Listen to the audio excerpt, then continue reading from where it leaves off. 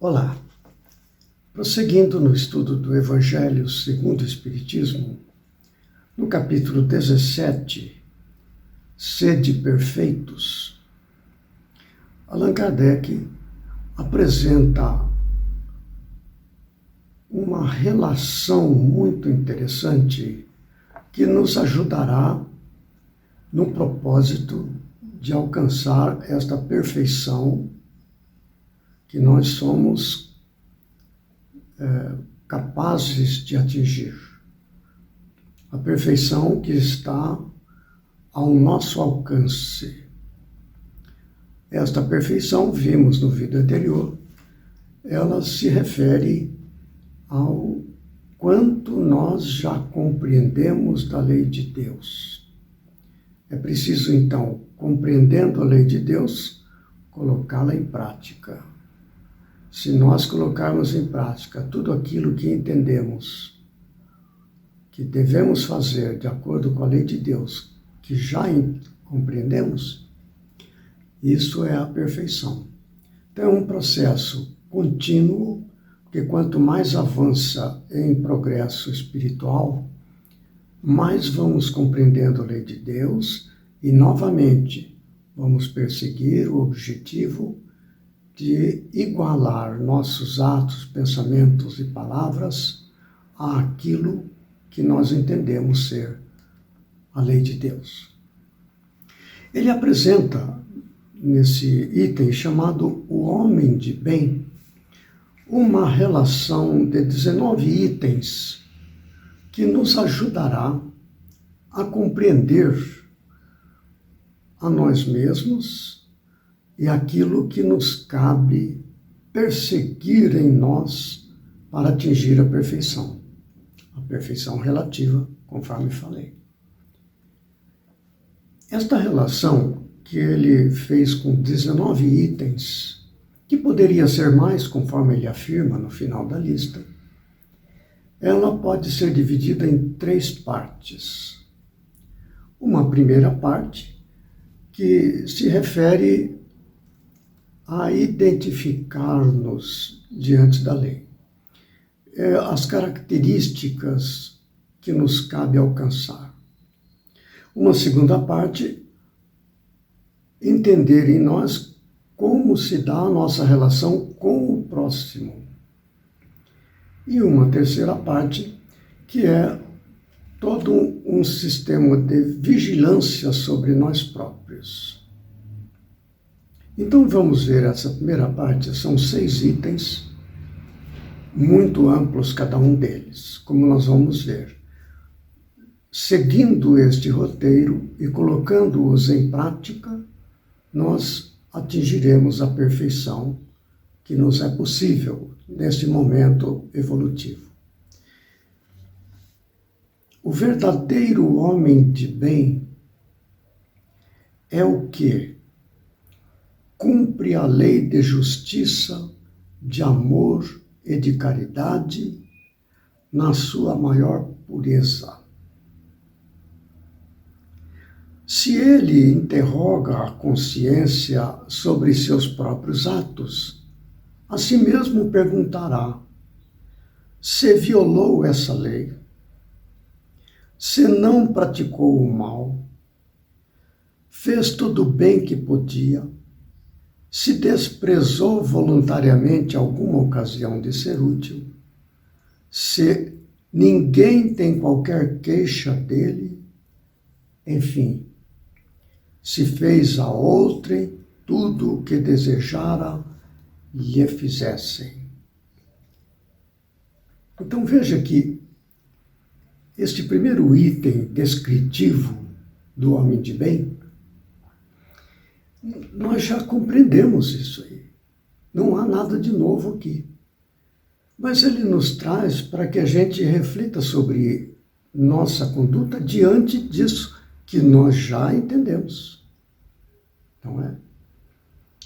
E refletindo sobre isso, aquilo que destas relações ainda não estivermos praticando completamente, nos esforçarmos por compreender, por praticar. Segundo, o verdadeiro homem de bem é o que deposita fé em Deus, na sua bondade, na sua justiça e na sua sabedoria.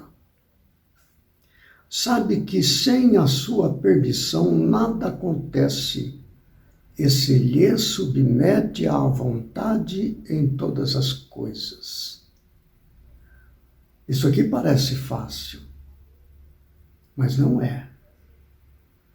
Porque há aquelas coisas que acontecem em nossa vida que podemos mudar. E há aquelas outras que fogem à nossa capacidade de modificar. A esta segunda, que não podemos mudar, nos convém aceitar como vontade divina de Deus, dentro de um processo de educação do filho ou da filha amada, porque Deus a todos nos ama. Depositar fé em Deus nos dá uma coragem, uma serenidade que nos é necessária para o enfrentamento das provas que a vida nos oferece. E nos dá forças para modificar aquilo que pode ser mudado, segundo as leis de Deus. E não modificar para nos comprometer, naturalmente.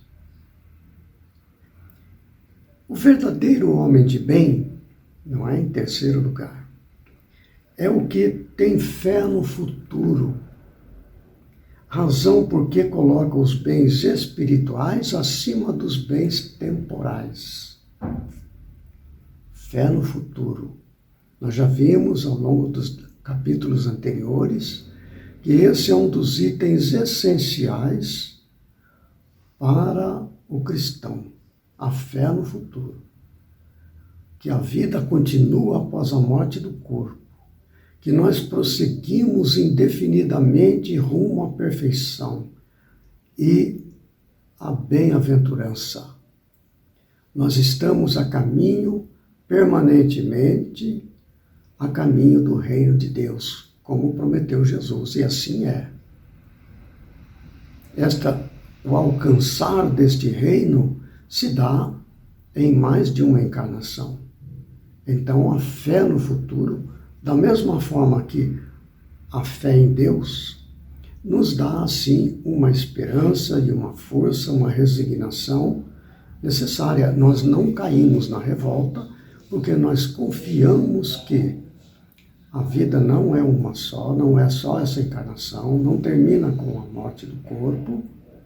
A vida prossegue após a morte do corpo, nós reencarnamos outras vezes.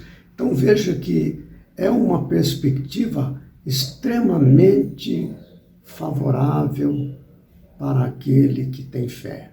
Fé em Deus, fé no futuro.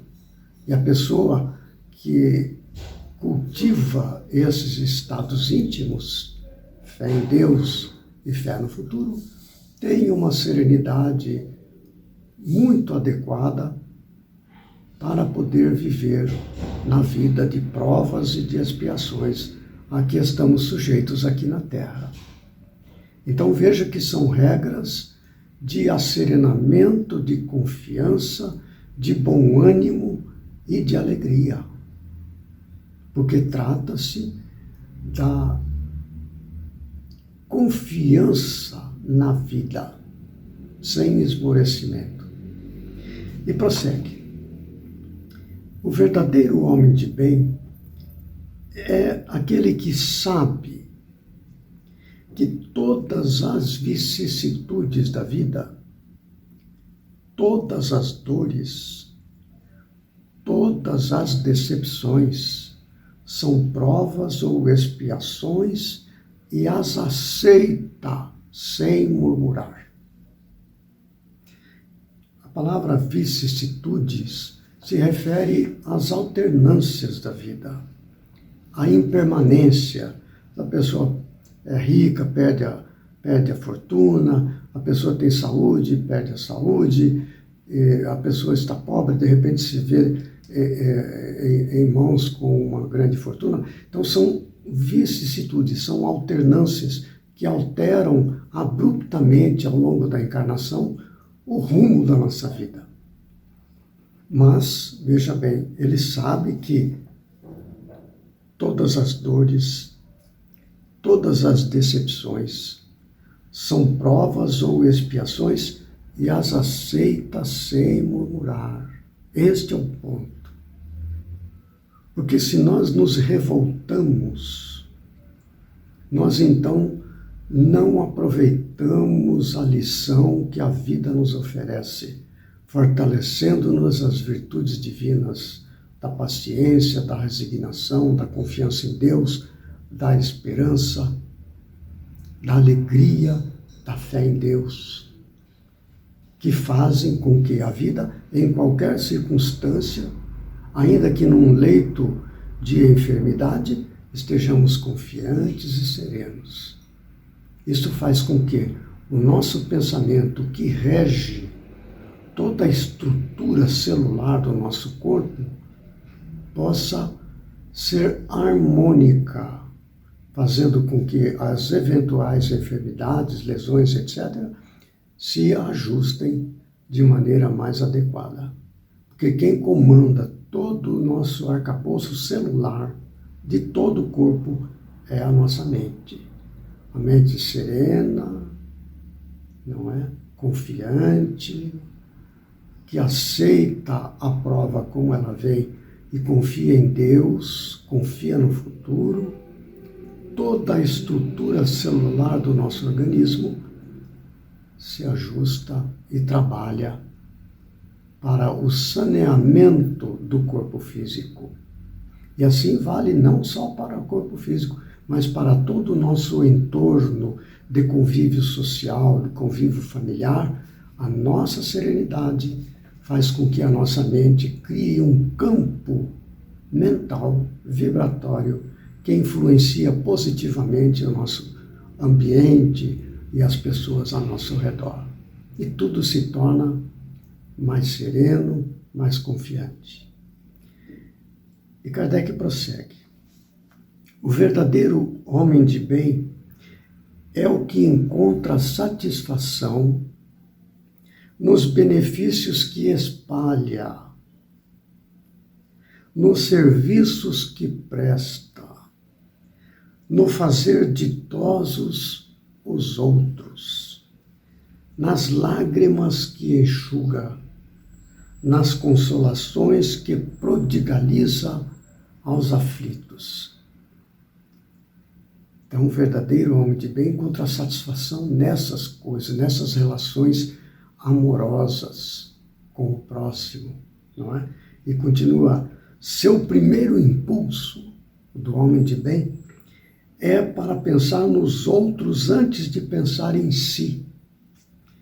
É para cuidar dos interesses dos outros antes do seu próprio interesse. Olha o desprendimento. Isso faz com que nós estejamos em equilíbrio com a nossa consciência. Não é?